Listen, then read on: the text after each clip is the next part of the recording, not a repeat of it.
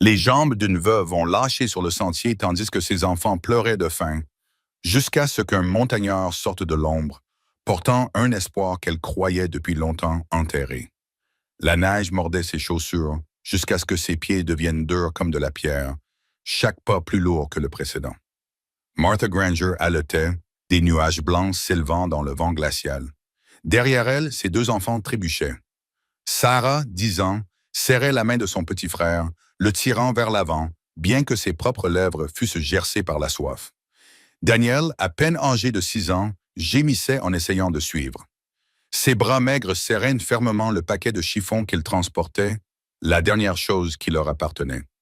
Les genoux de Martha se sont dérobés. Elle est tombée dans la neige, le poids de son épuisement la forçant à s'effondrer, comme si la terre elle-même refusait de la laisser se relever. Ses enfants se sont effondrés à ses côtés. Sarah secouait les épaules de sa mère, criant avec un désespoir bien plus grand que son âge. « Maman, s'il te plaît, ne t'arrête pas maintenant. » La voix de Sarah était faible, emportée par le vent. Les mains de Martha griffaient la neige. Elle voulait se lever. Elle voulait être forte pour eux. Mais son corps l'avait trahi. Ses jambes tremblaient de faiblesse jusqu'à refuser d'obéir.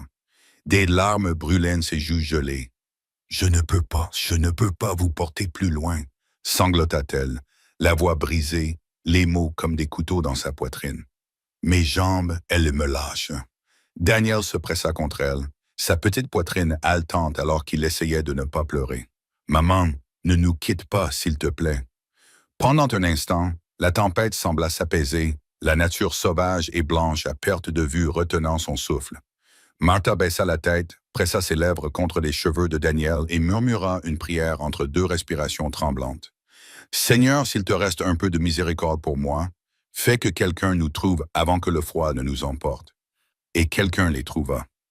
Depuis les arbres au-delà de la crête, on entendit le crissement de bottes dans la neige. Une grande silhouette aux épaules larges apparut. Un fusil en bandoulière, sa barbe était recouverte de givre. L'homme des montagnes resta immobile un instant, observant la famille blottie dans la neige, comme s'il hésitait à s'approcher. Il s'appelait Jacob Harlow, un homme connu dans toute la vallée, un reclus qui vivait dans sa cabane et sur les hautes crêtes, un homme dont les cicatrices étaient plus profondes que celles qui marquaient sa peau. Sarah fut la première à le voir. Elle se figea, serrant Daniel plus fort contre elle. Martha leva la tête, s'attendant à un nouveau coup du sort cruel. Un étranger venu achever ce que la faim et la neige avaient commencé. Mais la voix de Jacob n'était pas dure. Elle portait, grave et assurée, à travers la tempête. « Vous mourrez ici si vous restez couchés. » Martha cligna des yeux, incapable de répondre, la gorge nouée, et elle serra ses enfants plus fort contre elle. Jacob s'approcha, son lourd manteau balayant la neige des branches à chaque pas. Il regarda les 3 personnes à la moitié ensevelies, tremblantes, trop maigres pour passer une autre nuit dehors. Sa mâchoire se crispa et quelque chose de vieux, de fatigué, passa dans son regard. « Tu peux te lever ?» demanda-t-il à Martha. Elle essaya, lutta, puis retomba à genoux. « Non, » murmura-t-elle, « je peux. » Sans un mot, Jacob se baissa et souleva Daniel d'un bras avec la facilité d'un homme soulevant du petit bois. De l'autre main, il tendit le bras vers Sarah. Elle recula d'abord, les yeux écarquillés de peur. « Fais-moi confiance, petite, » dit-il d'une voix calme mais ferme. « Sinon, ta maman ne s'en sortira pas. » Sarah hésita, puis elle le laissa la soulever au silence immédiat. Pendant un instant, elle fut stupéfaite par sa force, par la facilité avec laquelle il portait son frère et elle. Puis Jacob tourna son regard vers Martha, qui était toujours agenouillée dans la neige, son corps la lâchant. « Vous, » dit-il, « accrochez-vous à moi. »« Je peux, » commença-t-elle, mais les mots se brisèrent. Jacob s'agenouilla, plaqua son épaule sous son bras et la souleva comme si son poids n'était rien. Avec les 2 enfants dans ses bras et Martha appuyée contre lui, il se mit à marcher dans la tempête. Pas après pas, Martha avait du mal à y croire. Cet inconnu, cet homme des montagnes que personne ne connaissait, les portait tous les 3 comme s'il avait attendu ce moment. Chaque craquement de ses bottes dans la neige était régulier, chaque souffle visible dans l'air glacial, et à chaque pas, Martha sentait la vie revenir dans sa poitrine. Mais la tempête ne s'apaisait pas. Le ciel s'assombrit sous la neige qui tombait, le chemin devant eux se perdit dans le blanc. Jacob ne ralentit pas le pas, même si Martha pouvait sentir la tension monter dans son corps, ou elle pouvait le voir dans sa mâchoire crispée, dans son souffle saccadé. « C'est loin ?» demanda-t-elle d'une voix rauque. Jacob ne répondit pas tout de suite. Finalement, il marmonna. « Plus loin que je ne le voudrais. » La peur lui serra le cœur. Elle savait qu'il n'avait plus la force d'aller plus loin. Elle voulait le supplier de demander s'il y avait un abri, un feu, de l'espoir au bout de cette marche. Mais son silence en disait assez long. Il n'était pas certain qu'ils y arriveraient. Ses enfants s'accrochaient à lui comme s'il était la seule chose qui les reliait à la vie. Et c'était peut-être le cas. Derrière eux, le vent hurlait plus fort, comme si la tempête elle-même était déterminée à les ramener en arrière. La neige s'élevait autour des bottes de Jacob, menaçant d'effacer ses traces. Pourtant, il continuait d'avancer. Chaque pas était une bataille. Chaque respiration était douloureuse. Le cœur de Martha battait à tout rompre alors qu'elle s'appuyait contre lui, sachant qu'il portait plus que le poids de leur corps. Il portait leur avenir, leur survie, et s'il tombait, un craquement sec retentit soudainement à travers les arbres, si soudain que Martha en eut le sang glacé. Ce n'était pas le craquement du bois, mais un coup de feu. Jacob s'arrêta, les yeux plissés. Il rapprocha les enfants de lui, sa main cherchant instinctivement le fusil dans son dos, même s'il ne pouvait pas le dégainer tout en les tenant. Martha retint son souffle. « Qui est là ?» murmura-t-elle. La tempête répondit par le silence. Les flocons continuaient de tomber, le vent continuait de gémir. Mais les yeux de Jacob restaient fixés sur la ligne sombre des arbres devant eux, son corps tendu comme s'il s'attendait à un autre coup de feu. Les mains de Martha tremblaient, tandis qu'elle agrippait son manteau plus fort. Elle réalisa alors que leur salut pouvait également les mener vers un danger qu'ils ne pouvaient pas encore voir. Et la question pesait lourdement sur son âme. Dieu leur avait-il envoyé un sauveur? Ou était-il tombé dans quelque chose de bien pire?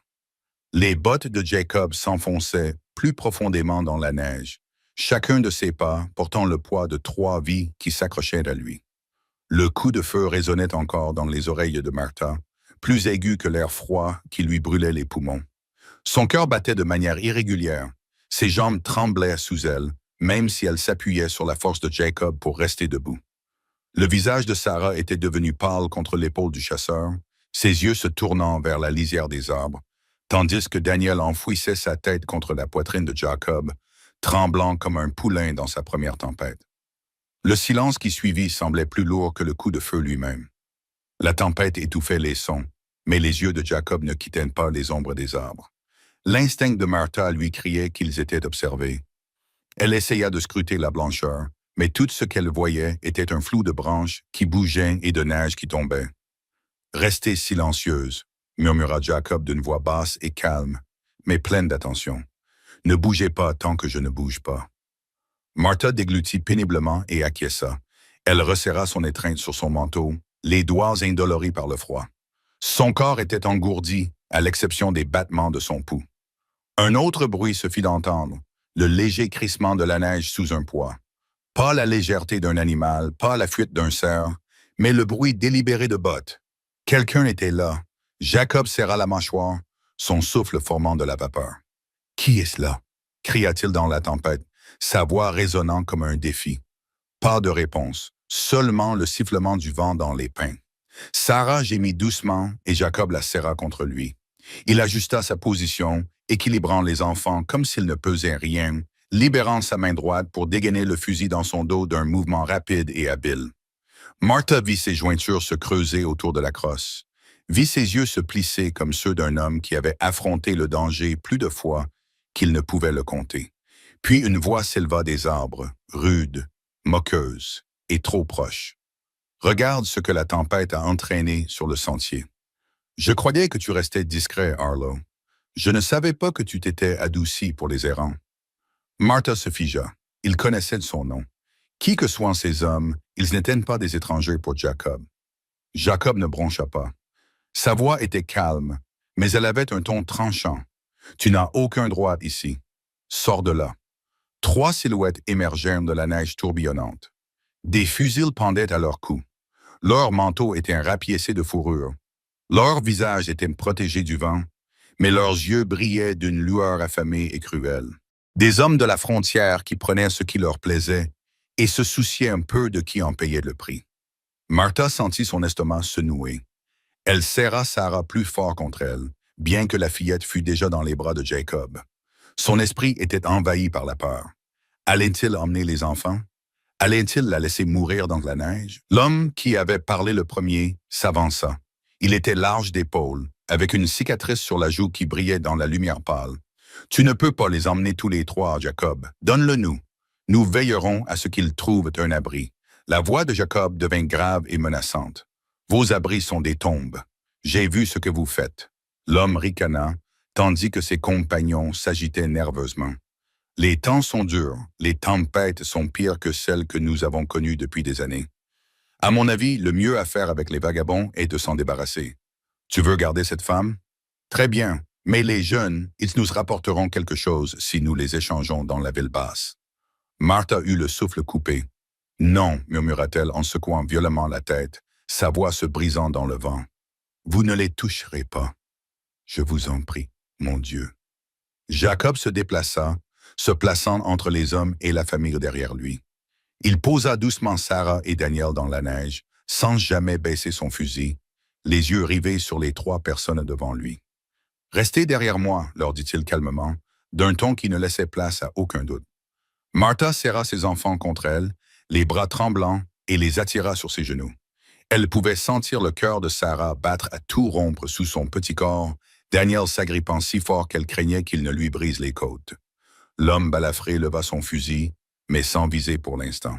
« Tu es en infériorité numérique, Arlo.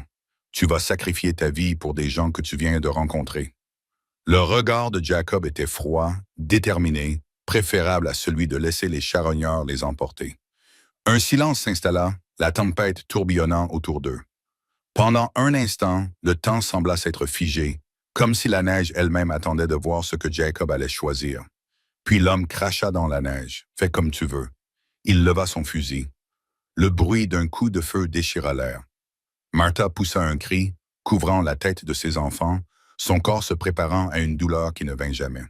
Elle leva les yeux, le cœur battant, pour voir l'un des bandits trébucher en arrière, serrant son bras. Le fusil de Jacob fumait dans ses mains. Sa posture était solide, son regard fixe et inébranlable. « Il te faudra plus que des menaces, » grogna Jacob. L'homme balafré jura et brandit son fusil.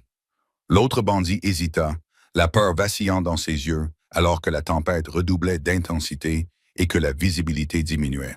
« Partez maintenant, » dit Jacob d'une voix aussi dure que la pierre. « La neige enterrera ce qui reste de vous. » Le visage de l'homme balafré se tordit.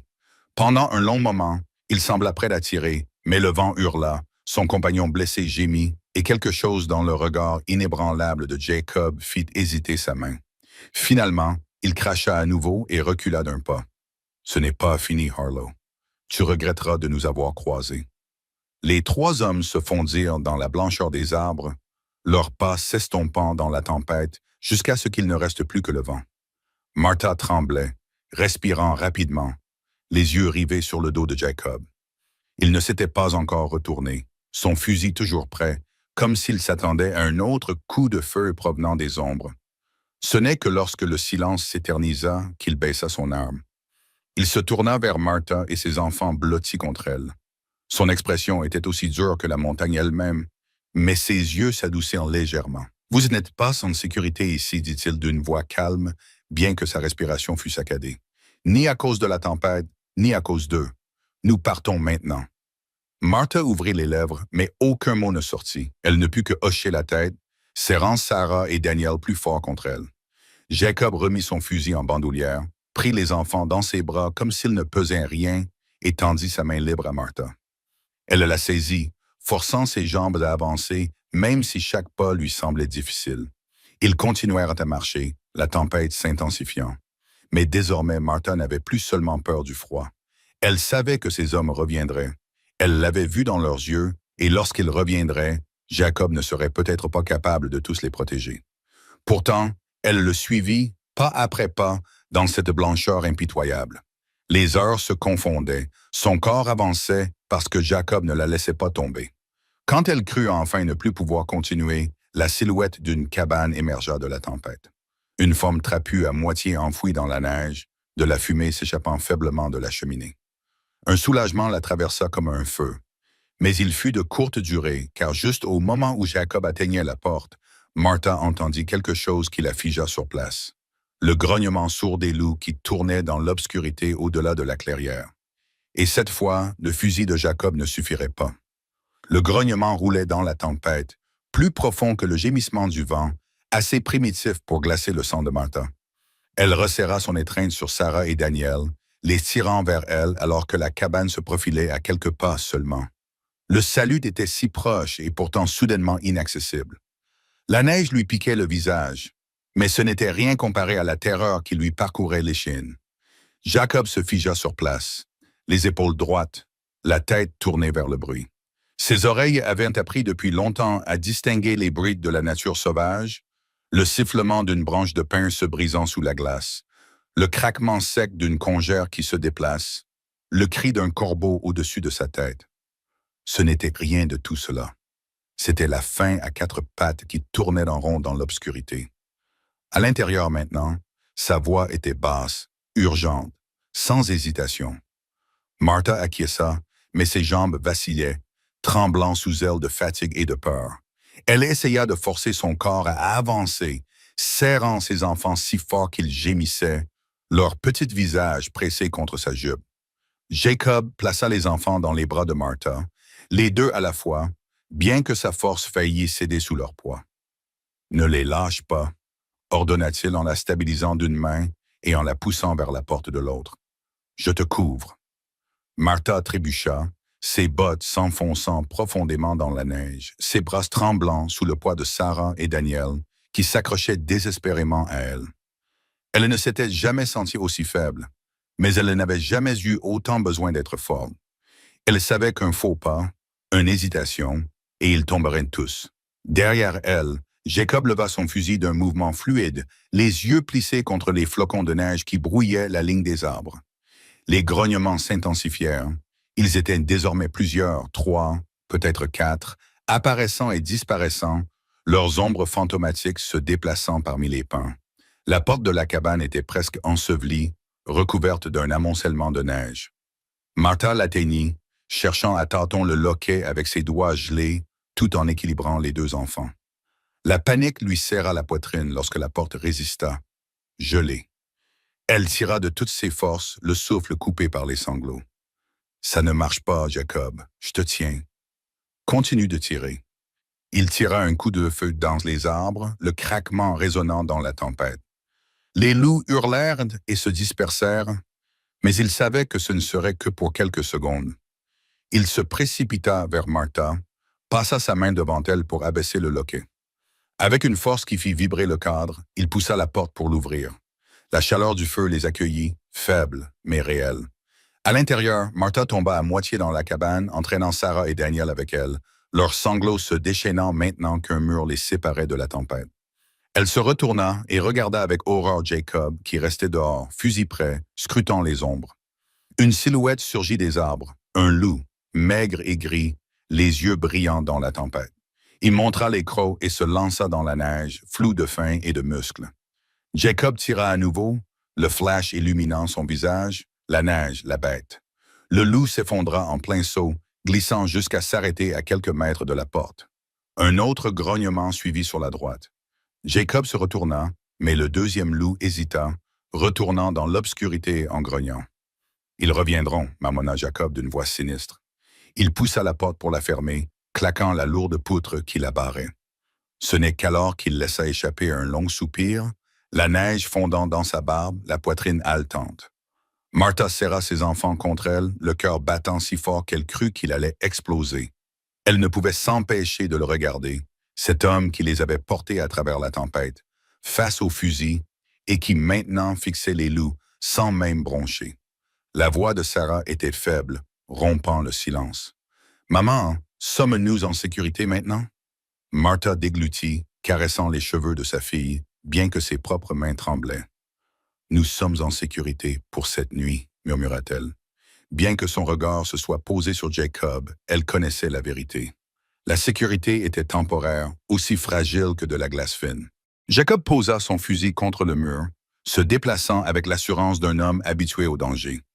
Il s'accroupit près de l'âtre, ravivant les braises jusqu'à ce que les flammes lèchent le bois empilé là. La lueur orange emplit la pièce, chassant les ombres des coins. Pour la première fois depuis des jours, Martha sentit la chaleur toucher sa peau. Ses genoux fléchirent et elle s'effondra sur le sol, attirant Sarah et Daniel sur ses genoux. Des larmes coulaient silencieusement sur son visage, non pas à cause du froid cette fois, mais à cause du poids de tout ce qui s'écroulait d'un coup. L'épuisement, la peur, le soulagement. Jacob lui jeta un coup d'œil, son expression indéchiffrable dans la lueur vacillante du feu. Il ne dit rien, mais ses yeux s'attardèrent sur la façon dont elle serrait ses enfants, comme si elle craignait qu'ils ne disparaissent si elle les éloignait. Lorsqu'il prit enfin la parole, sa voix était basse, presque réticente. « Vous êtes venu de loin, trop loin pour une femme seule. » Martha leva les yeux vers lui, les lèvres tremblantes. « Je n'avais pas le choix. Il ne restait rien derrière nous, sauf des tombes et des champs vides. Je pensais que si je pouvais juste atteindre la ville suivante, elle s'interrompit, la gorge nouée par l'émotion. Jacob ne la pressa pas. Il se contenta d'acquiescer, comme s'il comprenait plus que ses mots ne le révélaient. Il jeta une autre bûche dans le feu, dont le crépitement vint remplir le silence. Mais Sarah, avec la franchise que seuls les enfants peuvent avoir, le regarda de ses grands yeux fatigués. « Monsieur, pourquoi nous avez-vous aidés? » La question resta en suspens, simple mais lourde de sens. Le regard de Jacob se posa sur les flammes, les ombres jouant sur son visage marqué par les cicatrices. Pendant un long moment, il ne répondit pas. Puis il dit, d'une voix presque inaudible, « Parce que je ne pouvais pas passer à côté une nouvelle fois. » Une nouvelle fois, Martha retint son souffle. Ce mot recelait une histoire, une blessure plus profonde que les cicatrices sur sa peau. Mais elle n'osa pas demander « pas encore ». Dehors, les loups tournaient en rond, leur hurlement s'élevant comme un chant funèbre dans la tempête. À l'intérieur, le feu brûlait, et Martha serrait ses enfants contre elle comme s'ils étaient son souffle même. Et bien que Jacob leur ait apporté de la chaleur, le poids dans ses yeux lui disait que cette nuit était loin d'être terminée. Car les hommes comme ceux qu'ils avaient affrontés plus tôt, les hommes qui avaient promis que ce n'était pas fini, n'oubliaient pas. Et Jacob Harlow venait de se faire des ennemis qui préféreraient réduire cette cabane en cendres plutôt que de le laisser leur tenir tête. Martha ferma les yeux et murmura une prière qu'elle espérait que le ciel entendrait. Et dans ce silence, avec les loups qui griffaient les confins de la nuit, elle comprit que leur destin dépendait désormais non seulement de sa force, mais aussi des choix de l'homme des montagnes qui était sorti de la tempête. Et s'il faiblissait, tout ce qu'elle aimait serait perdu. Le feu crépitait plus fort, remplissant la cabane d'une lueur qui repoussait les ombres, mais la chaleur ne pouvait dissiper le malaise qui envahissait Martha. Elle gardait ses bras enroulés autour de Sarah et Daniel. Leur petit corps se pressait contre elle, comme si elle pouvait les protéger de la nuit elle-même. La tempête dehors frappait les murs de la cabane, mais c'étaient les hurlements des loups, bas et incessants, qui faisaient battre son cœur à chaque fois. Jacob était assis près de la porte, son fusil sur les genoux, le regard vif, bien que son corps fût courbé par la fatigue. Il n'avait pas retiré son lourd manteau ni défait ses bottes, comme s'il était prêt à se lever au moindre signe de danger. Sa présence remplissait la petite pièce, aussi stable que les murs en rondins eux-mêmes. Mais Martha savait que cette stabilité avait un poids, quelque chose qu'elle n'osait pas encore perturber. Les enfants sombrèrent dans un sommeil agité, leur visage pâle à la lueur du feu, les doigts crispés sur la robe de Martha. Elle repoussa les cheveux de Sarah, la gorge serrée, murmurant des mots qu'elle ne pouvait prononcer à voix haute dans sa prière. « Seigneur, merci de nous avoir amenés jusqu'ici. Ne laisse pas cet homme faiblir avant le matin. » Jacob lui jeta un coup d'œil, son regard s'attardant un instant avant de se tourner à nouveau vers la porte. « Tu devrais te reposer. » Martha secoua la tête. « Je ne peux pas. Pas encore. » Son expression ne changea pas, mais il y avait quelque chose dans ses yeux, une lueur comme une braise presque perdue dans les cendres. « Dors, si tu peux. » Je monterai la garde. Elle faillit rire à cette idée. Dormir alors que le danger rôdait dehors. Mais son corps la trahit. Tous ses muscles étaient endoloris, son esprit embrumé par la fatigue. Ses yeux brûlaient du poids d'une nuit passée à marcher, luttant pour rester debout longtemps après que ses forces l'aient abandonné. Pourtant, la peur la maintenait éveillée. Elle observa Jacob à la lueur du feu, s'interrogeant sur les cicatrices qui barraient sa joue, sur la façon dont ses mains agrippaient le fusil, comme s'il faisait partie de lui.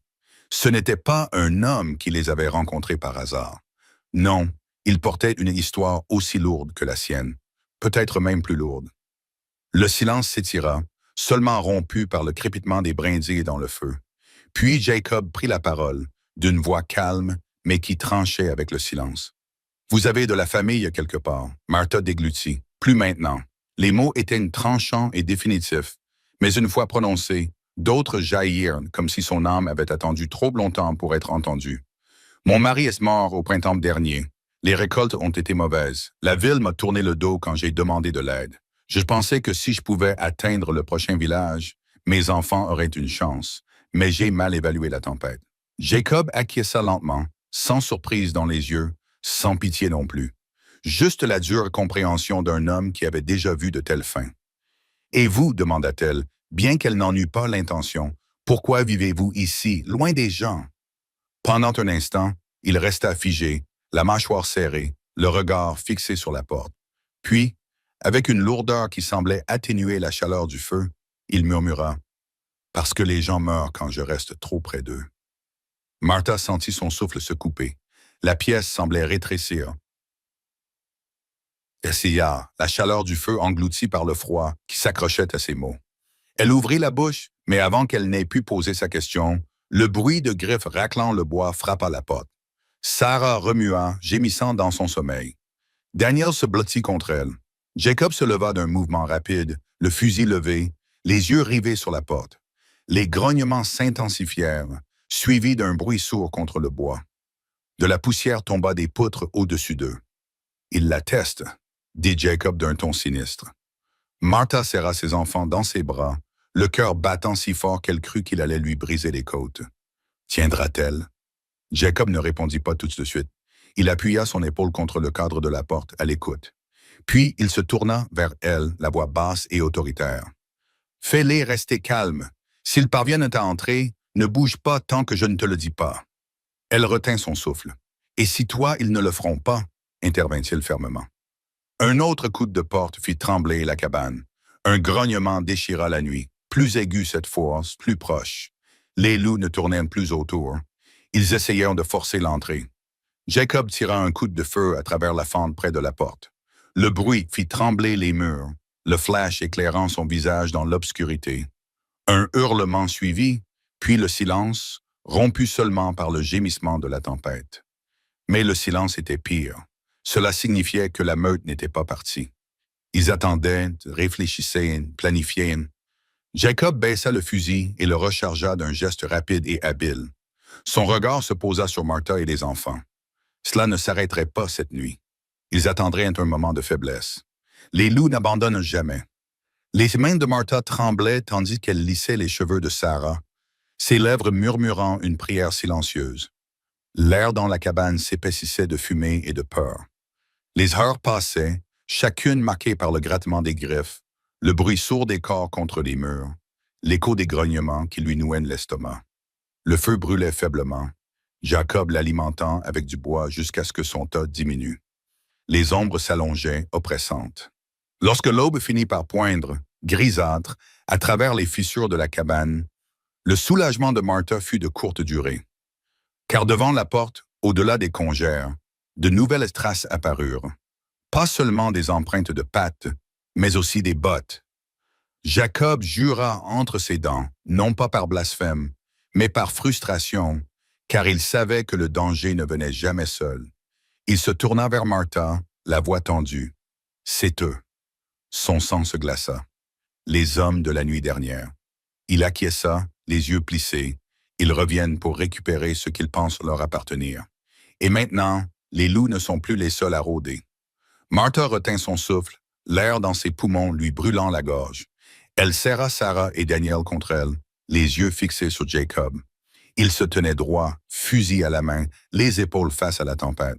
Pour la première fois depuis qu'elle l'avait rencontré, elle comprit la vérité. Cet homme des montagnes avait mis sa vie en jeu pour la sauver. Et le prix à payer ne serait pas minime. et la prochaine bataille était déjà à leur porte. La grisaille de l'aube s'infiltrait à travers les fissures de la cabane comme une pâle lumière d'avertissement se répandant sur le visage endurci de Jacob. Il se tenait près de la porte, le fusil serré dans ses deux mains, chaque ligne de son corps sculptée par la tension. Le pouls de Martha s'accéléra alors qu'elle le regardait écouter les bruits à l'extérieur, le crissement des bottes, lent et délibéré, se mêlant au bruit plus doux et sinistre des pattes. Les loups n'étaient pas partis. Les hommes étaient revenus, et tous deux attendaient un signe de faiblesse. Sarah remua contre Martha, sa petite main cherchant à tâtons le bras de son frère. Daniel gémit, mais ne se réveilla pas complètement, ses cils battant au rythme de rêves agités.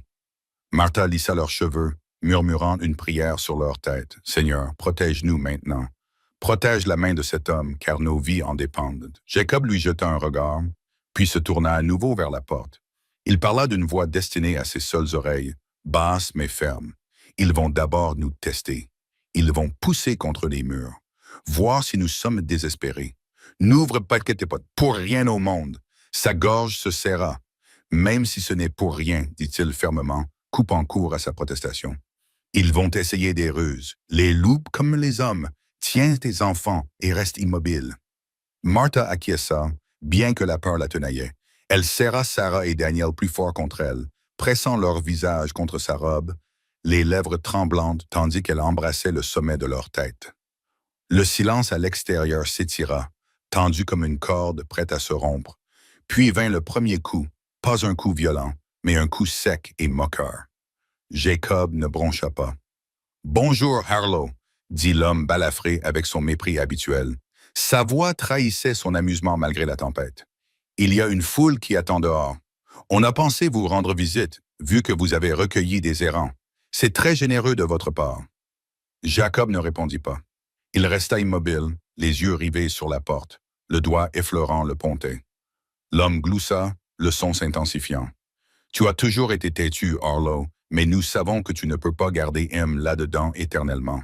Les loups vont détruire cet endroit morceau par morceau, et quand ils auront fini, nous nettoierons ce qui restera. » Un hurlement déchira l'air, trop proche, faisant trembler les murs de la cabane. Les bras de Martha tremblaient, tandis que Sarah gémissait, enfouissant son visage plus profondément. Jacob finit par parler, sa voix semblable à deux pierres qui s'entrechoquent. « Vous n'avez rien à faire ici. Partez. » Le rire de l'homme était aigu, désagréable. « Notre affaire, c'est la survie, et vous avez quelque chose que nous voulons. Cette femme et ses petits ne vous appartiennent pas.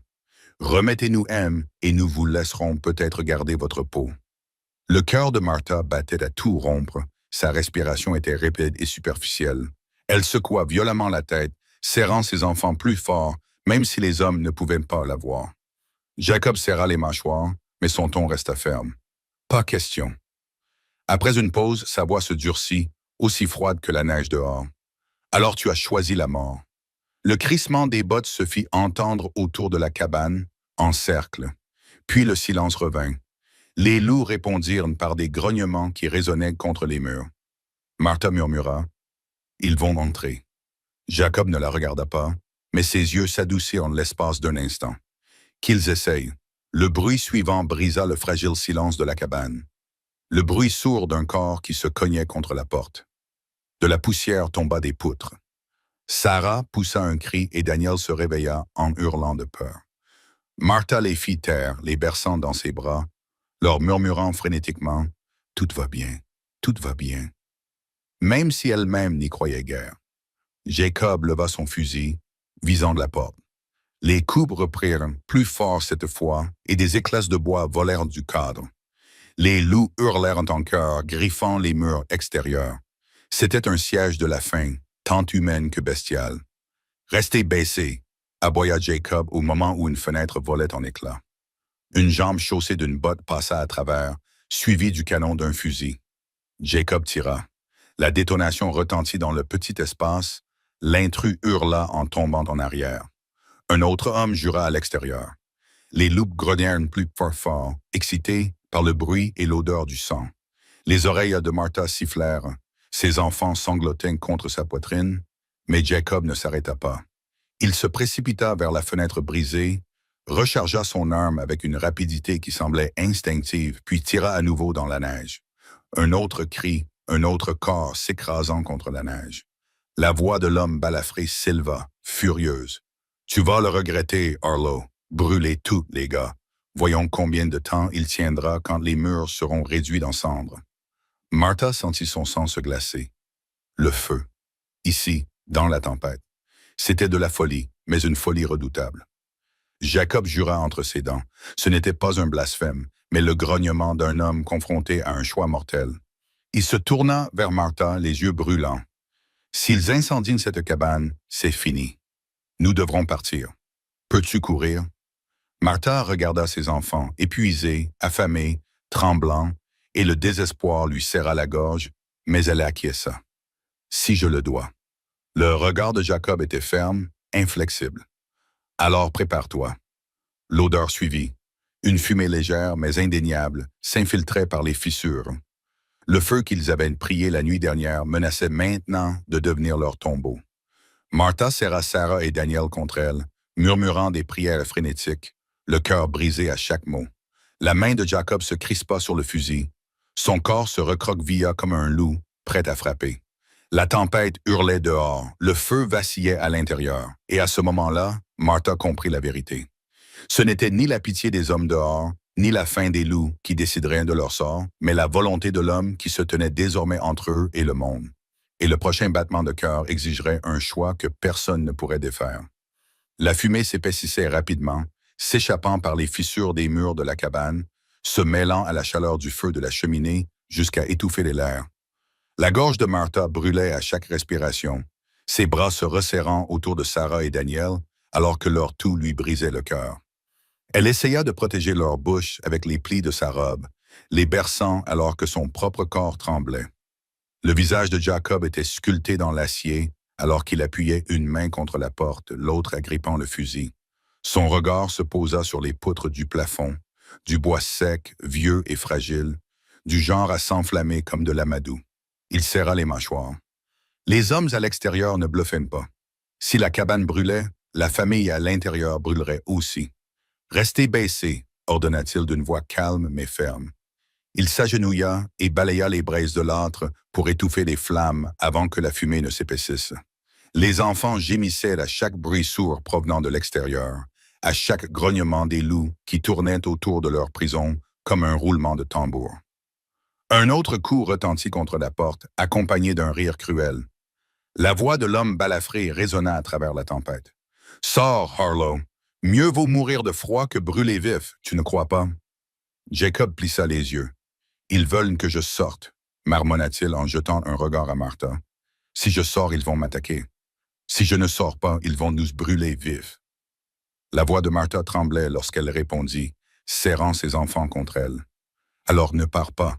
Nous avons besoin de toi ici, s'il te plaît. » Son regard s'attarda sur elle, sur les visages pâles des enfants blottis contre sa poitrine, sur la peur qu'elle tentait d'étouffer avec courage. Quelque chose de profond et de tacite passa dans son expression, l'ombre d'un souvenir trop lourd pour être exprimé par des mots. Il se déplaça, saisit un lourd tisonnier en fer à côté de l'âtre et le jeta vers ses pieds. « Utilise-le s'ils entrent, » dit-il d'un ton neutre. Elle écarquilla les yeux. « Je ne peux pas. »« Tu peux, » l'interrompit Jacob d'une voix dure. « Pour eux, tu peux. » Avant qu'elle n'ait pu répondre, un fracas déchira l'air. Le mur arrière de la cabane gémit sous la pression. Les planches craquèrent. Un loup s'était jeté contre le bois, grognant, ses griffes raclant comme des ongles sur des os. Sarah hurla. Daniel enfouit son visage contre Martha, et elle les serra dans ses bras d'une main, tandis qu'elle cherchait à tâtons le tisonnier en fer de l'autre. Jacob réagit rapidement, brandissant son fusil vers les planches qui se brisaient et tirant un coup de feu qui projeta des éclats dans toute la pièce. Un glapissement suivit, puis le silence, mais le mur s'affaissa dangereusement, la neige s'engouffrant par les fissures. Il ne s'arrêtait pas, grogna Jacob, ni d'un côté ni de l'autre. Comme pour lui donner raison, une bouteille vola à travers la fenêtre brisée, se brisant sur le sol, son contenu se répandant sur les planches. L'odeur frappa Martha instantanément. Du kérosène, elle retint son souffle. « Jacob, » murmura-t-elle, l'horreur envahissant sa voix. Ses yeux s'embrasèrent tandis qu'il balayait la bouteille d'un coup de botte, étouffant le liquide répandu avec de la neige ramassée dans les fissures. Sa voix baissa, sinistre comme la mort. Ils ont l'intention de nous brûler quoi qu'il arrive. Le corps de Martha tremblait. Des larmes coulaient malgré ses efforts pour rester forte. Les doigts de Sarah s'enfonçaient dans son bras. Daniel sanglotait jusqu'à ce que sa petite poitrine se contracte. Elle murmura frénétiquement dans leurs cheveux. N'écoutez pas, mes amours. Dieu est avec nous. » Jacob se retourna vers elle, ses yeux perçants dans la fumée et la lueur du feu. « Je peux les éloigner, » dit-il soudainement. Le cœur de Martha fit un bond. « Non, si tu sors, ils te tueront. » Sa mâchoire bougea, sa voix était calme. « Si je reste, ils nous tueront tous. » Les mots tombèrent lourds, suffocants. La gorge de Martha se serra. Elle secoua violemment la tête, s'accrochant à lui du regard, bien que ses bras serraient de ses enfants. « Non, s'il te plaît, tu ne sais pas ce que cela signifie. Tu nous as amenés jusqu'ici. Tu nous as donné de l'espoir. Ne nous l'enlève pas maintenant. » Jacob la regarda longuement, quelque chose vacillant dans son regard, plus doux que l'homme qu'il avait montré jusqu'à présent. Puis il s'agenouilla à côté de Sarah et Daniel, sa large silhouette remplissant leur champ de vision effrayé. Sa voix baissa, presque douce. « Accrochez-vous à votre maman, » leur dit-il, le regard fixe. « Faites ce qu'elle vous dit, quoi que vous entendiez dehors, compris. » Sarah renifla et acquiesça, bien que des larmes coulaient sur ses joues ensanglantées. Daniel eut un tremblement de lèvres et murmura. « Ne partez pas, monsieur, s'il vous plaît. » Jacob déglutit, mais ne répondit pas. Il se leva, passa son fusil en bandoulière et sortit un couteau de chasse de sa ceinture. Martha respirait à peine, tous ses instincts lui criant de le supplier de rester. Avant qu'elle n'ait pu le faire, un autre hurlement déchira la tempête, plus proche cette fois, désespéré. Puis l'ordre sec de l'homme balafré. Allumez le feu. La lueur des flammes vacillait à travers les fissures de la cabane. La fumée s'épaississait, piquant les yeux et les poumons, et les enfants toussaient de plus en plus fort. Le cœur de Martha se serra. C'était le moment décisif qui déterminerait s'il vivrait ou mourrait. La voix de Jacob trancha le chaos, basse mais inflexible. « Quand j'ouvrirai cette porte, vous resterez accroupis contre le mur du fond. Ne bougez pas avant que je vienne vous chercher. Promettez-le-moi. » Sa poitrine se soulevait. Elle voulait crier, l'attraper, refuser, mais elle voyait le feu grandir à l'extérieur, sentait l'odeur forte du kérosène dans l'air, sentait les murs trembler sous les griffes et les poings. Elle n'avait pas le choix. « Je te le promets, » murmura-t-elle, la voix brisée. Jacob hocha une fois la tête, comme si c'était tout ce dont il avait besoin. Puis il se tourna vers la porte, souleva la lourde barre et, d'un mouvement violent, l'ouvrit en grand. La neige et la fumée s'engouffrèrent à l'intérieur. Le rugissement du feu à l'extérieur projetait une lueur infernale. L'homme balafré et sa bande sursautèrent devant ce mouvement soudain. Les fusils se levèrent, les loups se dispersèrent en poussant des cris de surprise. Et Jacob Harlow se précipita dans la tempête. La porte se referma derrière lui, la barre se remit en place tandis que Martha serrait ses enfants contre elle, le cœur brisé.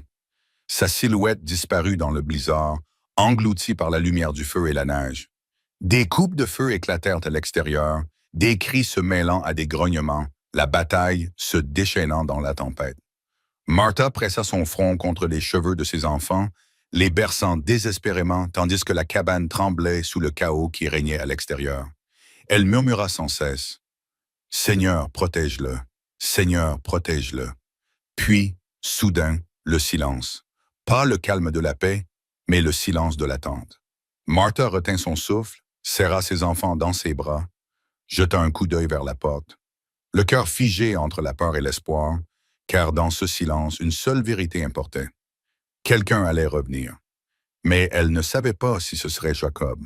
Le silence après la tempête de bruit était insupportable. Martha s'assit sur le sol de la cabane, Sarah et Daniel serrés contre elle. Tous trois se blottirent l'un contre l'autre, comme s'ils ne formaient qu'un seul corps. Ses oreilles bourdonnaient à cause des coupes de feu. Sa gorge brûlait à cause de la fumée, et son cœur battait si fort qu'il semblait être le seul bruit qui subsistait dans le monde.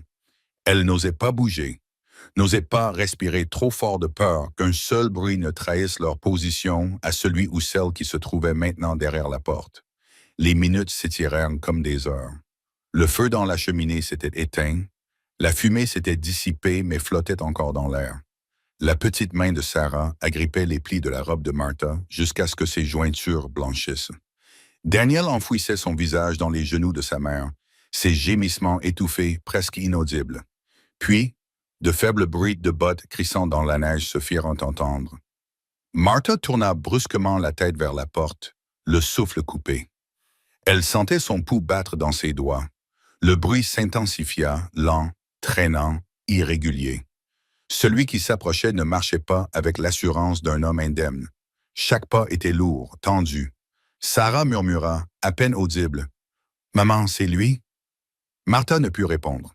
Elle posa un doigt sur ses lèvres, l'exhortant au silence. Les pas s'arrêtèrent. La porte grinça sous le poids qui s'appuyait contre elle. Une main, ensanglantée, tremblante, frappa le bois. Le cœur de Martha bondit dans sa gorge, puis vint la voix, grave et rauque, mais indubitablement la sienne. « Martha, ouvre !» Le soulagement la submergea si soudainement qu'elle faillit s'effondrer. Elle se releva précipitamment, serrant le tisonnier à en faire dans une main, les enfants accrochés à ses jupes. Ses mains tremblaient, tandis qu'elle soulevait la lourde barre, ses forces la lâchant presque. Mais le désespoir la porta. La porte s'ouvrit. Jacob se tenait là, à moitié silhouetté dans la lumière mourante du feu à l'extérieur, la barbe et le manteau trempés de neige, du sang coulant le long d'un bras, une entaille noircissant son front. Son fusil était toujours dans sa main, bien que le canon fumait légèrement. Derrière lui régnait le silence. Aucune voix, aucun rire, aucun hurlement, seulement la tempête et la faible lueur des flammes mourantes dans la neige. Martha allaita, se précipitant avant même de s'en rendre compte. Elle lui saisit le bras, ses mains trouvant la chaleur collante de son sang. « Tu es blessé. Oh mon Dieu, tu es blessé. »« Je suis en vie, » dit Jacob d'une voix rauque, ses yeux rencontrant les siens, fermes malgré la douleur. Eux non. Elle le fixa, l'incrédulité se mêlant à la crainte. Tous, il serra les mâchoires. Il entra, referma la porte derrière lui et s'appuya lourdement contre elle pendant un moment avant de se forcer à se redresser. Assez, Sarah s'éloigna de Martha et se jeta sur Jacob, enroulant ses bras autour de sa jambe. « Tu es revenu !» pleura-t-elle, la voix brisée. Daniel suivit, s'agrippant à son manteau et enfouissant son visage contre lui. Pendant un instant, le regard de Jacob s'adoucit. Il baissa son fusil, posant sa main libre sur la tête de chaque enfant, dans un geste brusque mais assuré. « Je vous avais dit que je reviendrais. » Les larmes coulaient librement sur les joues de Martha tandis qu'elle éloignait les enfants, s'affairant autour de Jacob et le guidant vers le feu. Il s'effondra sur la chaise près de l'âtre, le corps lourd de fatigue. Elle déchira des lambeaux de sa propre jupe et les pressa sur ses blessures de ses mains tremblantes. « Tu n'aurais pas dû sortir, » murmura-t-elle, la voix brisée par l'émotion.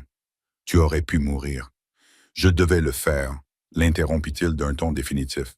Son regard, bien que fatigué, était empreint d'une conviction qui fit taire ses protestations. Il nous aurait brûlés vifs. Mieux valait moi que vous tous. Ses mains s'immobilisèrent un instant, appuyées sur la blessure de son bras, et elle leva les yeux vers lui. À cet instant, elle vit au-delà de la rudesse, au-delà des cicatrices et du silence. Elle vit un homme qui portait la culpabilité comme un boulet, qui avait choisi de se placer entre eux et la mort, non pas parce qu'il le voulait, mais parce qu'il ne pouvait se résoudre à s'en aller. Elle déglutit péniblement.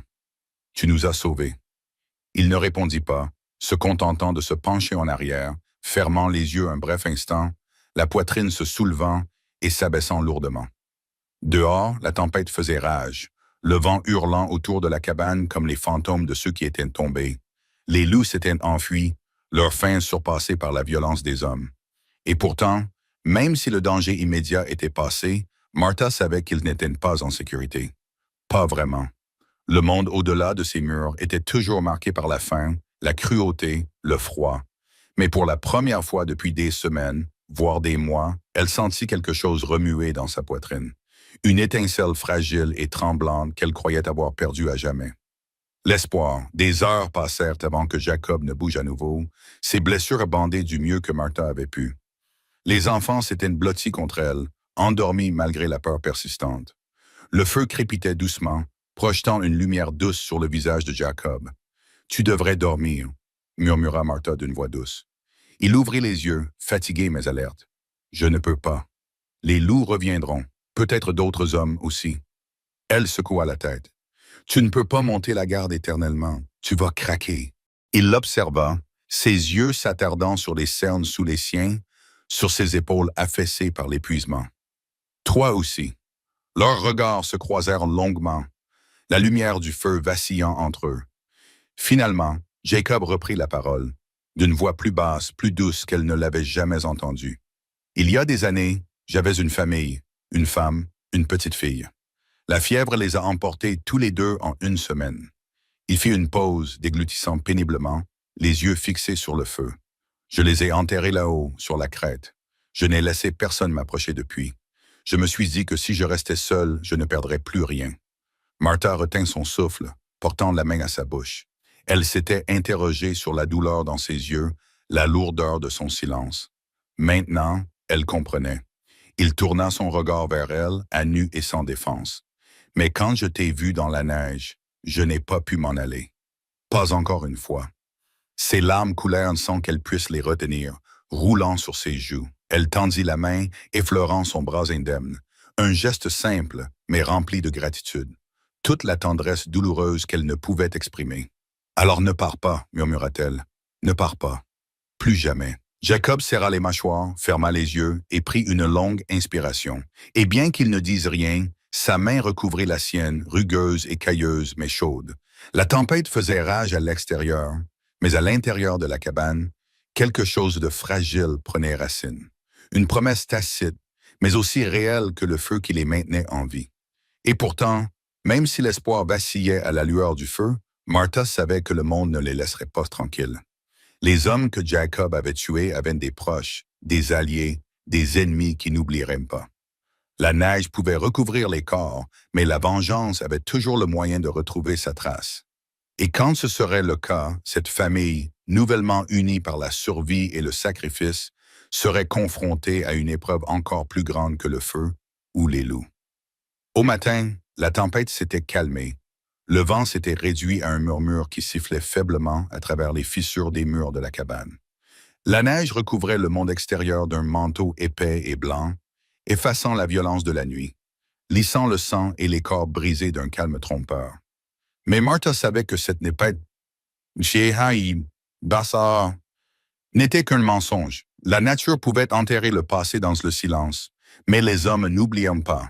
Et les loups n'étaient pas les seuls prédateurs dans la nature sauvage. Elle s'assit sur le sol près de l'âtre, Sarah et Daniel toujours blottis contre elle, leur respiration douce, leur petit visage marqué par l'épuisement. Elle leur caressa les cheveux, les yeux irrités par la fumée et les larmes, le corps endolori, mais vivante. Jacob resta dans le fauteuil près du feu, son fusil sur les genoux. Il avait la tête baissée comme s'il dormait, mais Martha savait, à la lueur de ses yeux, qu'il était éveillé, à l'écoute, toujours à l'écoute. La cabane sentait la fumée et le sang. Les planches du mur où les loups s'étaient appuyés portaient encore des marques de griffes, des rainures irrégulières creusées dans le bois. La fenêtre cassée avait été réparée avec une couverture que Jacob avait clouée, mais l'air froid continuait de s'infiltrer, leur rappelant à tous à quel point la barrière entre eux et le monde extérieur était mince. La voix de Martha rompit le silence, douce mais ferme. « Tu ne peux pas rester ici, n'est-ce que pas? » Jacob leva la tête, sa barbe se reflétant dans la lumière du feu. Ses yeux profonds et fatigués rencontrèrent ceux de Martha. Pas maintenant, pas après la nuit dernière. Sa gorge se serra. Elle savait qu'il avait raison. Les hommes qui mouraient dans la neige avaient des frères, des partenaires, des proches qui suivraient leurs traces jusqu'ici.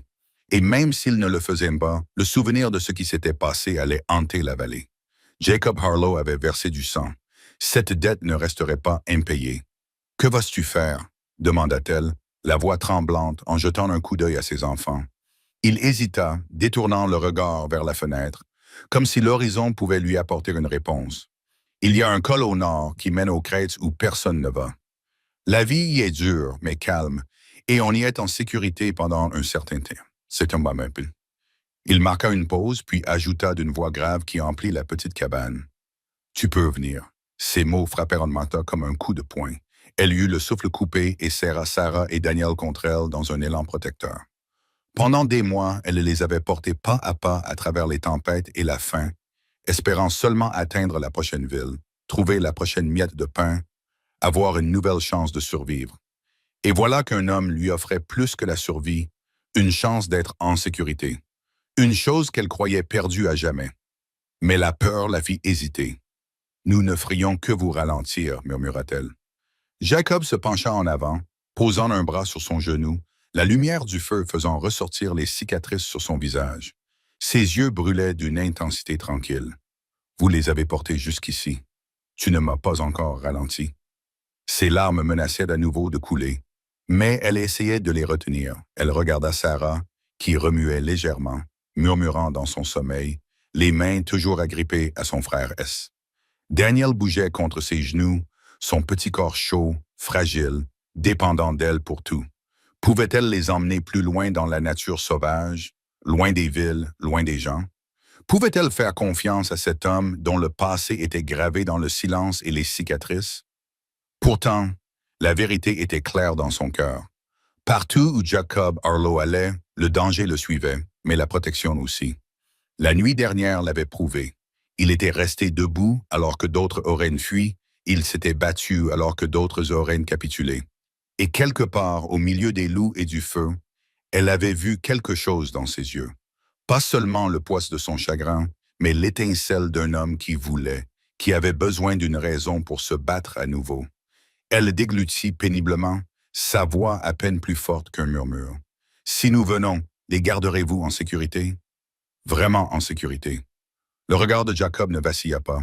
Les murs de la cabane semblaient respirer sous le poids de ses mots. Martha baissa la tête, pressant ses lèvres contre les cheveux de chaque enfant, ses larmes mouillant leur peau. Puis elle le regarda à nouveau, sa réponse claire dans ses yeux avant même que ses lèvres ne forment le mot. « Oui. » Jacob acquiesça d'un signe de tête, comme pour sceller un serment. Il se leva, lentement à cause de la douleur, mais d'un pas assuré, et prit des provisions sur les étagères, de la viande séchée, quelques sacs de farine et des outils. Il se déplaçait avec la précision d'un homme qui avait longtemps vécu en se préparant à tout. Martha se leva également, rassemblant le peu qu'elle possédait, les couvertures usées des enfants, le petit paquet de souvenirs qu'elle avait refusé d'abandonner en chemin, la Bible usée de son mari. Elle la serra contre elle un instant, murmurant une prière de remerciement pour le fait que, contre toute attente, ils étaient en vie et pouvaient faire un pas de plus vers l'avenir. Les enfants se réveillèrent alors que les préparatifs remplissaient la cabane d'un mouvement silencieux. Sarah se frotta les yeux, la voix encore endormie. « Maman, on part? » Martha s'agenouilla, écartant les cheveux du visage de sa fille, le sourire tremblant mais sincère. « Oui, ma chérie. On part, mais on n'est plus seul. » Les yeux de Sarah se posèrent sur Jacob, qui se tenait près de la porte en train d'attacher son fusil. Ses petites lèvres esquissèrent un sourire plein d'espoir.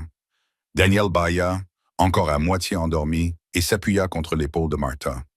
La voix de Jacob traversa la pièce, ferme, mais pas dure. « Ce sera difficile, plus difficile que tout ce que nous avons connu jusqu'à présent, mais si vous restez proches les uns des autres, nous y arriverons. » Martha acquiesça, serrant les mains de ses enfants. « Nous resterons proches. » Jacob souleva la lourde barre de la porte. L'air froid s'engouffra dans la pièce, leur piquant le visage. Le monde extérieur était recouvert de neige, la tempête s'était calmée, et le silence du deuil n'était rompu que par le croassement lointain d'un corbeau. Les corps des hommes de la nuit précédente étaient ensevelis sous la neige. Les loups avaient disparu depuis longtemps, ne laissant que de faibles traces comme preuve de ce qui s'était passé. Pendant un instant, Martha resta figée sur le seuil, paralysée par la peur de l'inconnu. Mais Sarah glissa alors sa main dans la sienne, Daniel s'agrippant à son autre côté, leur petit corps confiant, réconfortant.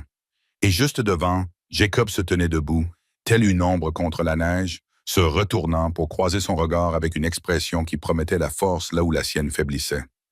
Martha prit une inspiration qui lui sembla être la première depuis des mois. Elle fit un pas en avant. La neige crissait sous leurs bottes alors qu'ils quittaient la cabane, s'enfonçant dans la vaste étendue sauvage et indomptée. Chaque pas était lourd de danger, mais plus léger que le désespoir qui l'avait accablé auparavant. Pour la première fois depuis la mort de son mari, depuis que la faim et le froid l'avaient mise à genoux dans la neige, Martha ressentait plus que la survie. Elle sentait le début de quelque chose de nouveau, un espoir fragile et tremblant. Et tandis que Jacob les guidait vers le col nord, son fusil sur le dos, les épaules carrées contre le vent, elle savait que ce n'était pas la fin de leur histoire. Ce n'était que le début. Car un homme qui avait autrefois enterré sa famille portait désormais le poids de la sienne. Et une veuve qui était tombée dans la neige s'était relevée, non pas seule, mais avec une américaine. Autant c'était pas seule, mais avec un montagnard qui avait donné à ses enfants et à son cœur une raison de continuer à marcher. Le col nord n'était pas une route facile. Les montagnes se dressaient comme des dents acérées, leurs crêtes voilées par une brume blanche, la neige si profonde qu'elle engloutissait leurs bottes à chaque pas. Les enfants s'accrochaient aux mains de Martha tandis qu'ils marchaient péniblement, les joues rougies par le froid, leur petit souffle visible dans l'air glacial. Jacob ouvrait la voie devant eux, ses larges épaules courbées contre le vent. Chaque coup de botte traçait un chemin que Martha et les enfants suivaient. Il ne ralentissait jamais, ne faiblissait jamais, même lorsque la blessure à son bras saignait à travers son bandage. « Ça ira », dit Jacob d'une voix basse mais assurée. Martha regarda la cabane, puis lui, puis ses enfants. Les yeux de Sarah s'illuminèrent d'une lueur qui ressemblait à de l'espoir, tandis que Daniel applaudissait de ses petites mains, trop fatigué pour parler, mais clairement soulagé de revoir des murs et un toit. La cabane avait besoin de travaux. Ils passaient en leur journée à déblayer la neige, à boucher les trous, à couper du bois. Martha transforma des couvertures en rideaux, nettoya la suie de l'ancienne cheminée et apprit aux enfants à aller chercher de l'eau au ruisseau en toute sécurité. Jacob reconstruisit la poutre du toit de ses propres mains, ses muscles tendus tandis qu'il soulevait, martelait et fixait. Martha l'observait, le cœur gonflé d'un mélange de gratitude et d'un sentiment plus chaud qu'elle n'osait pas nommer trop tôt. Le soir, les enfants riaient doucement près du feu, le ventre plein grâce au ragoût de lapin que Jacob avait attrapé. Martha écoutait, la main effleurant les pages de la vieille Bible de son mari, les lèvres murmurant des prières de remerciement. Elle ne priait plus seulement pour leur survie. Elle priait avec gratitude pour la miséricorde, pour l'homme qui était sorti de la neige, pour la fragile chance d'un nouveau départ. Jacob parlait rarement du passé, mais peu à peu, ses silences s'allégeaient. Il montrait à Daniel comment tailler des bâtons pour en faire des jouets, ses mains rugueuses faisant preuve d'une patience surprenante. Alors que le garçon tâtonnait avec le couteau, il apprenait à Sarah à piéger un lapin, ses yeux brillants de détermination. Il commençait à se comporter non seulement comme un gardien, mais aussi comme s'il appartenait non seulement à la cabane, mais aussi à eux. Martha le ressentait aussi, chaque fois que son regard s'attardait sur elle de l'autre côté du feu, chaque fois que sa main effleurait la sienne en lui passant un outil, chaque fois qu'il la stabilisait sur la glace. Son cœur savait ce que ses lèvres ne pouvaient encore avouer. Elle lui faisait confiance. Plus que cela, elle avait besoin de lui. Et même si le chagrin pesait encore lourdement dans leur cœur à tous les deux, quelque chose de nouveau se construisait ici, planche après planche, pas à pas. Mais la paix ne durait jamais longtemps. Un matin, alors que les enfants jouaient près du ruisseau, Jacob se figea, les yeux plissés, fixant la crête au-dessus d'eux. Des traces de bottes fraîches. Il posa une main sur le bras de Martha, la voix aiguë mais basse. « Fais-les rentrer immédiatement. » Son sang se glaça. Elle se dépêcha, rappelant Sarah et Daniel, les poussant dans la cabane. Ses mains tremblaient tandis qu'elle verrouillait la porte. Jacob se tenait juste à l'extérieur, fusil à la main, les épaules droites. Ses yeux scrutaient la lisière des arbres, tous ses sens en alerte. Puis il les vit, des ombres se déplaçant entre les pins, des fusils brillants dans la pâle lumière du soleil. Des hommes, les proches de ceux qui l'avaient tué. Le cœur de Martha battait à tout rompre, tandis qu'elle entraînait ses enfants dans le coin le plus éloigné de la cabane. Elle murmura des prières, les berçant, tendant l'oreille pour entendre la voix de Jacob, ses pas, son fusil. Des coups de feu retentirent, résonnant dans la vallée. Sarah hurla. Daniel s'agrippa à son cou. Les larmes de Martha coulaient tandis qu'elle murmurait « Seigneur, ne nous l'enlève pas. Pas maintenant. » Dehors, la silhouette de Jacob se déplaçait comme une tempête. Des coups de fusil retentissaient. Un couteau brillait lorsque la distance se réduisait. Les hommes criaient, mêlant jurons et cris de douleur. Mais Jacob ne faiblit pas. Il se battait avec la férocité d'un homme qui n'avait plus rien à perdre, mais tout à protéger. La bataille se prolongea jusqu'à ce que le silence revienne, rompu seulement par le croassement des corbeaux au-dessus de leur tête.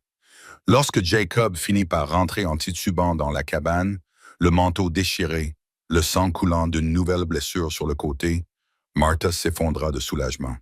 Elle se précipita vers lui, les mains pressées contre la blessure, les larmes coulant sur ses joues. « Tu ne peux pas continuer comme ça, murmura-t-elle avec férocité, la voix tremblante, tandis qu'elle le serrait dans ses bras. Tu ne peux pas porter le monde sur tes épaules. Ses yeux rencontrèrent un des siens, fatigués mais déterminés. Je ne porte pas le monde, seulement toi, seulement eux. Elle retint son souffle. Elle appuya son front contre le sien, les larmes coulant librement. Alors laisse-moi te porter, moi aussi.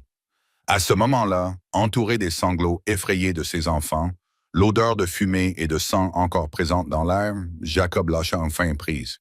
Il l'enlaça, tirant sur ses vêtements, la tête penchée contre son épaule.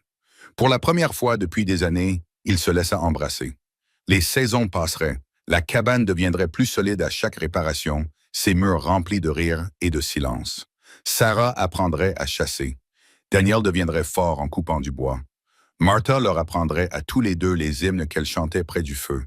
Et Jacob apprendrait à vivre à nouveau, non pas comme un homme hanté par les tombes, mais comme un homme à qui la vie avait été confiée.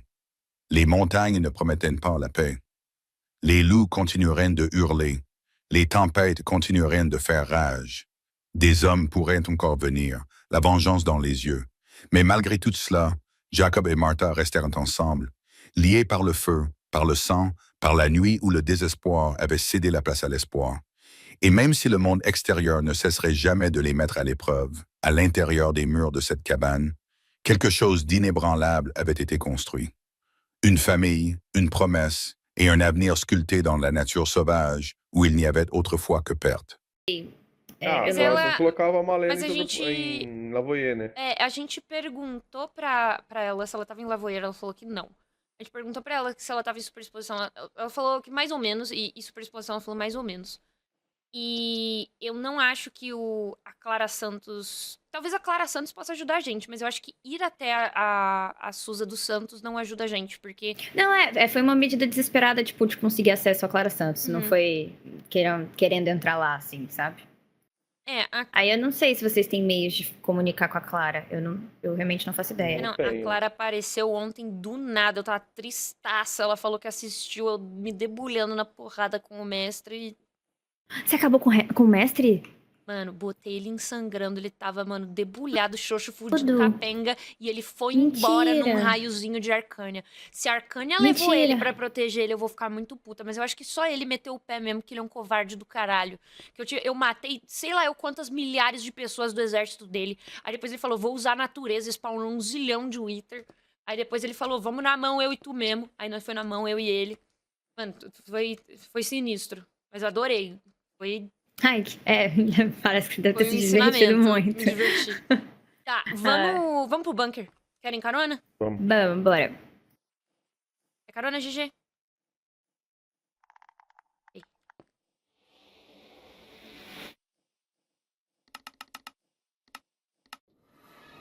Vamos passar rapidinho pela máquina, que eu não tirei ela ainda. Opa! E ela tá protegida, né? Então fica foda.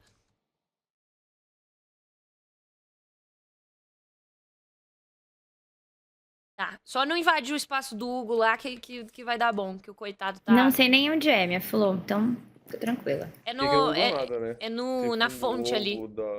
Entra pelo É elevador que no centro esse da lugar fonte. eu conheci ontem, né? Tipo, eu não tava sabendo daqui, não. Ah, verdade. Eu conheci ontem o Trevinho e o GG fizeram um tour rápido aqui, mas... Tá. Indica a presença do Tem aquele relatório, né? É o relatório da Nogal, eu tô pensando, como ela mencionou a fã algumas vezes, se isso aqui podia ter um...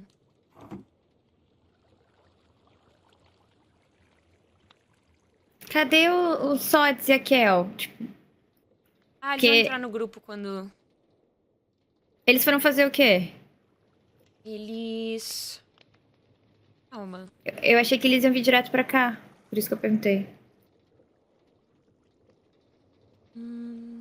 Calma, bem citado.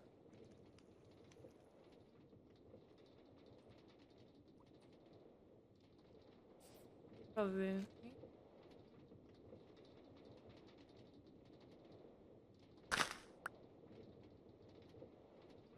Oh, uai. Ué? Uai.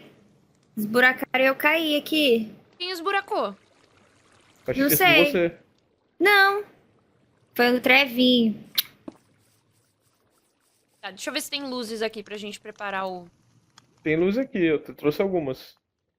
Não pro buraco aí, que eu tô sem terra. Você tem aquelas de radônio, que tem o radônio verde e o radônio vermelho? Deixa eu ver, eu geralmente tenho no que susto, eu achei que podia Gabi. ter sido a Malena, véi. Que saco. Porra, Trevinho, faz isso não, a gente tá sensível. É muito bom que eu falo, eu geralmente tenho, aí eu abro o sistema do Gabi. Aí. O sistema tá descarregado, então... Nome do... O bloco não tá aparecendo? Ai, será que é um... Não é radônio. É Project Red, se não me engano.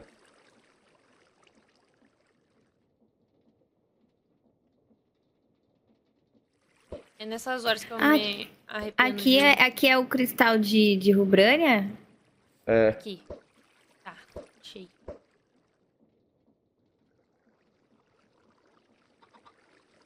Que da hora. Ah, esse aí é aquele cristal que eu tinha. Aí nós meteu ele aí. Você comentou ontem E que você aí tinha ele colocado ele. quebrou inteiro. E aí a gente foi catar pedacinho dele na puta que pariu. Mas deu bom. Então, a gente pode montar o tabuleiro de Ode aqui, tipo, colocar o alfabeto, igual a gente fez lá no Refluxo, sabe, Trevinho? E aí, colocar os blocos de sim, não e o talvez, e aí ela ir se comunicando com a gente, pra gente tentar mais perguntas, não sei. Ah, isso. Mas esse aqui não vai... Ah, isso funciona. É, tem que ser a lâmpada aqui, ó. Mas aí aqui inverte o bloco, ó. Vamos deixar só na lâmpada. Pra não sobrar dúvida. Ela acende a lâmpada quando for. Tá. Malena, você ainda tá aqui? Não. Tá sim, tá sim. Ok. Então, tá. Tá.